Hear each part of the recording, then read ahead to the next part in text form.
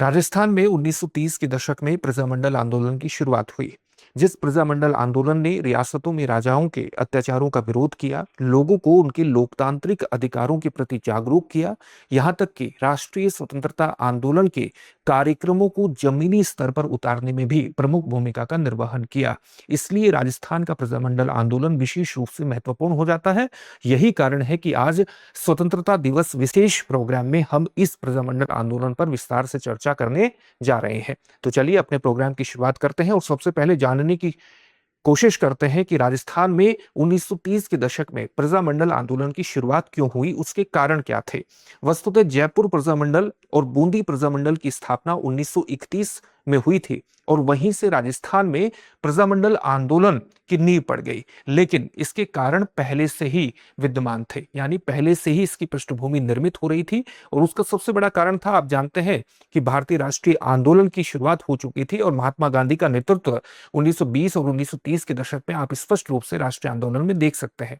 तो महात्मा गांधी के राष्ट्रीय आंदोलन से प्रेरित होकर के, उसके संपर्क में आकर के लोगों में राजनीतिक जागरूकता बहुत ज्यादा बढ़ रही थी, जो राजस्थान के प्रजामंडल आंदोलन के अंतर्गत उसके एक प्रमुख कारक के रूप में उभरी। यानी राष्ट्रीय आंदोलन से प्रेरित होकर के राजस्थान के अलग अलग क्षेत्रों में प्रजामंडल आंदोलन की शुरुआत हुई।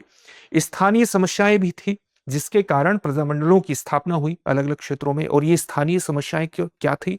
एक तो जो कृषि भूमि पर लगान लगता था, जिसको हम मालगुजारी कहते थे, तो मालगुजारी का भी विरोध था।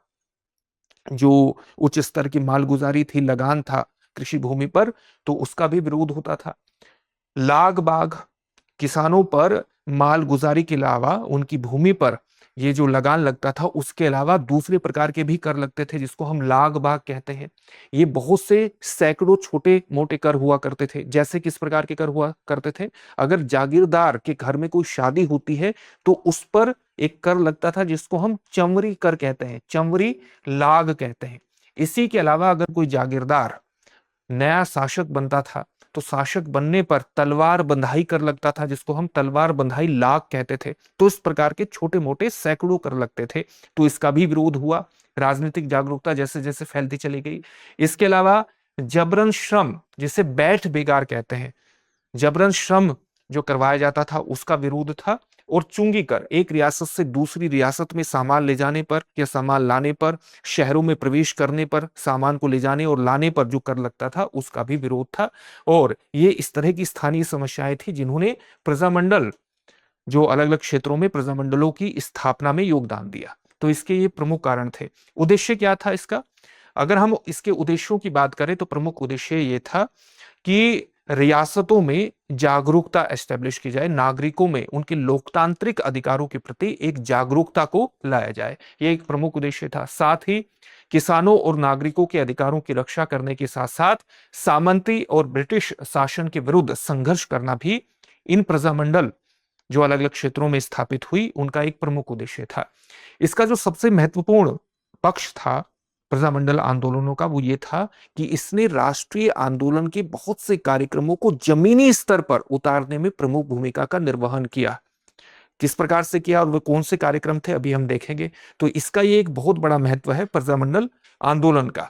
और यही चीज इसकी विशेषताओं के रूप में भी आप देख सकते हैं प्रजामंडल आंदोलनों की, कि प्रजामंडल आंदोलन ने वस्तुतः न केवल सामंतवाद का, रियासती शासकों का, उनके अत्याचारों का विरोध किया, बल्कि जो ब्रिटिश शासन था, जो उसका उपनिवेशवादी चरित्र था, जो भारतीय समाज का सामाजिक आर्थिक रूप से वो शोषण कर रहे थे अपनी पॉलिसीज के माध्यम से, उसके खिलाफ एक संघर्ष के रूप में ये उभरा। लोकतांत्रिक अधिकारों की मांग इसने लगातार की। भारतीय राष्ट्रीय आंदोलन के रचनात्मक कार्यक्रम, चाहे वो खादी का प्रचार करना हो, चाहे छुआछूत का विरोध करना हो, चाहे शिक्षा में सुधार करना हो, इसे जमीनी स्तर पर उतारने में प्रजामंडल आंदोलन ने महत्वपूर्ण भूमिका का निर्वहन किया। और विभिन्न रियासतों के किसान आंदोलनों को भी इसने आपस में जोड़ा। और साथ ही जब ये राष्ट्रीय आंदोलन से प्रेरित हुआ था तो उसी प्रकार की भावनाओं को अभिव्यक्त कर रहा था, जिस प्रकार की भावनाएं, जिस प्रकार की राष्ट्रीय चेतना राष्ट्रीय स्तर पर उभर रही थी। इस प्रकार से इसका योगदान राष्ट्रीय एकता को स्थापित करने में भी स्थापित हो जाता है। तो ये प्रजामंडल आंदोलन की विशेषताएं थी। अब आपके लिए ये जानना बहुत इंपॉर्टेंट है कि राजस्थान में कौन कौन से क्षेत्रों में कौन कौन सी प्रजामंडल जो प्रजामंडल स्थापित हुए, जिसको हम कंबाइंड वे में प्रजामंडल आंदोलन कहते हैं, और उनके संस्थापक कौन थे, तो उसको हम जानेंगे। लेकिन उससे पहले इस बात को ध्यान में रखना है कि स्वतंत्रता दिवस के विशेष अवसर पर दृष्टि संस्थान आपके लिए फ्रीडम सेल लेकर के आया है, जिसके अंतर्गत आपको पीसीएस के सभी ऑनलाइन कोर्सेज पर 16 अगस्त तक 50% तक का डिस्काउंट मिल रहा है। और पीसीएस के सभी ऑनलाइन कोर्सेज पर 50% के डिस्काउंट का सीधा सा मतलब है कि आरएएस के भी सभी ऑनलाइन कोर्सेज पर यह 50% तक का डिस्काउंट आपको 16 अगस्त तक प्राप्त होगा। तो डिस्क्रिप्शन में दिए गए लिंक पर आप जाइए और अपने आप को रजिस्टर करा दीजिए। वहां से आप किसी भी कोर्स से जुड़ना चाहें उससे जुड़ सकते हैं। दृष्टि लर्निंग ऐप को डाउनलोड कर लेंगे तो इस तरह की सुविधाओं से जुड़ना आपके लिए आसान हो जाएगा। और अगर किसी भी तरह का मन में डाउट हो तो 8750187501 पर आप कॉल कर सकते हैं। अब देखते हैं कि राजस्थान में जो प्रमुख प्रजामंडल स्थापित हुए अलग अलग क्षेत्रों में, वो कब स्थापित हुए और उनके संस्थापक कौन थे। क्योंकि राजस्थान की जो प्रीलिम्स की परीक्षा है उसमें संस्थापकों का नाम पूछ लिया जाता है, कौन सा प्रजामंडल कब स्थापित हुआ यह जानना भी आपके लिए महत्वपूर्ण हो जाता है प्रीलिम्स की परीक्षा के लिहाज से। तो जैसा कि अभी हमने बताया कि सबसे पहले जयपुर प्रजामंडल की और बूंदी प्रजामंडल की स्थापना हुई थी। तो जयपुर प्रजामंडल की स्थापना कब हुई थी और बूंदी प्रजामंडल की 1931 में हुई थी। जयपुर प्रजामंडल के जो संस्थापक थे वो जमनालाल बजाज और कपूरचंद पाटनी थे। और बूंदी प्रजामंडल के संस्थापक कौन थे? कांतिलाल थे। इसके अलावा हाड़ौती प्रजामंडल की भी स्थापना हुई। वस्तुतः जब हम हाड़ौती क्षेत्र की बात करते हैं तो राजस्थान का कौन सा क्षेत्र, कौन से जिले इसके अंतर्गत आ जाते हैं?